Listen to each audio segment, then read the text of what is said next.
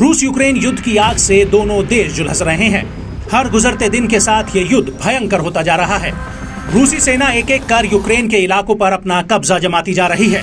रूस से मिलती हार को देखकर यूक्रेन के हाथ पांव फूल गए हैं। यूक्रेन के समर्थक पश्चिमी देश लगातार यूक्रेन की मदद कर जंग को लंबा खींच रहे हैं। नेटो देश रूस पर दबाव बनाने की कोशिश भी कर रहा है। वहीं जंगी मैदान के बीच तीखा जुबानी पलटवार भी जारी है। पूर्व रूसी राष्ट्रपति दिमित्री मेदवेदेव ने पोलैंड के विदेश मंत्री की परमाणु हथियारों के इस्तेमाल पर दिए भड़काऊ बयान पर बड़ा जवाब दिया है। मेदवेदेव ने पोलैंड को रेडियो एक्टिव राख की धमकी तक दे डाली है। मेदवेदेव ने कहा कि अमेरिका ने ऐसा कुछ नहीं कहा है, क्योंकि वे रूस यूक्रेन युद्ध में ज्यादा अलर्ट हैं। अमेरिका की ओर से हमारे ठिकानों पर हमला करने का साफ मतलब विश्व युद्ध करना है। एक विदेशी मंत्री, यहाँ तक कि पोलैंड जैसे देश के विदेश मंत्री को भी ये समझना चाहिए। मेदवेदेव ने पोलिश राष्ट्रपति आंद्रेज डूडा का हवाला देते हुए पोलैंड पर निशाना साधा है।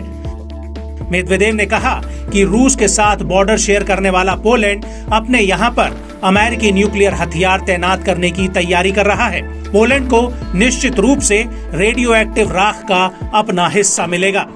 बता दें कि डूडा ने बीते अप्रैल महीने में कहा था कि पोलैंड यूक्रेन के सबसे मजबूत समर्थकों में से एक है। जैसे बेलारूस में रूस के न्यूक्लियर हथियारों की तैनाती है, वैसे ही पोलैंड भी अपने यहाँ नेटो के परमाणु हथियारों को तैनात करने के लिए तैयार है। साल 2008 से 2012 तक रूस के राष्ट्रपति रहने वाले मेदवेदेव उदार रूसी नीति रखने वाले शख्सियत माने जाते थे। हालांकि उन पर आरोप लगता रहता है कि यूक्रेन पर रूसी हमले के बाद से वो सबसे बड़े कट्टरपंथियों में शुमार हो गए हैं, जो कि लगातार सोशल मीडिया पर भड़काऊ पोस्ट कर रूस यूक्रेन युद्ध में रूस का पक्ष रखते आ रहे हैं।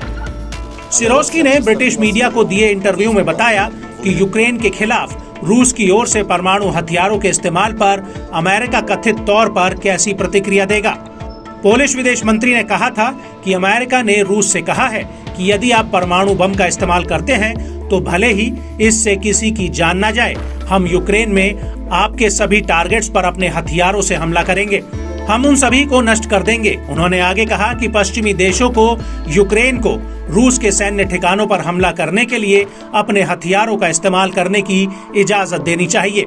परमाणु हथियारों का इस्तेमाल न करने के अलावा रूस खुद को ज्यादा सीमित नहीं करता है।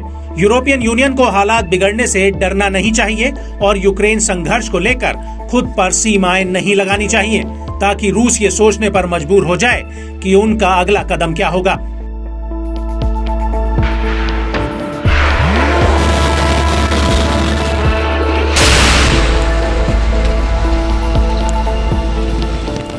गौरतलब है कि इस महीने की शुरुआत में रूसी राष्ट्रपति पुतिन ने यूक्रेनी बॉर्डर से लगे इलाके में परमाणु हथियारों के इस्तेमाल का अभ्यास करने का आदेश देकर यूक्रेन समेत तमाम पश्चिमी देशों में हलचल बढ़ा दी थी। इसको लेकर रूसी रक्षा मंत्रालय ने खुलासा किया था कि ये अभ्यास पश्चिम से बढ़ती भड़काऊ बयानबाजी के बाद अमेरिका और उसके सहयोगियों के लिए एक चेतावनी के रूप में था।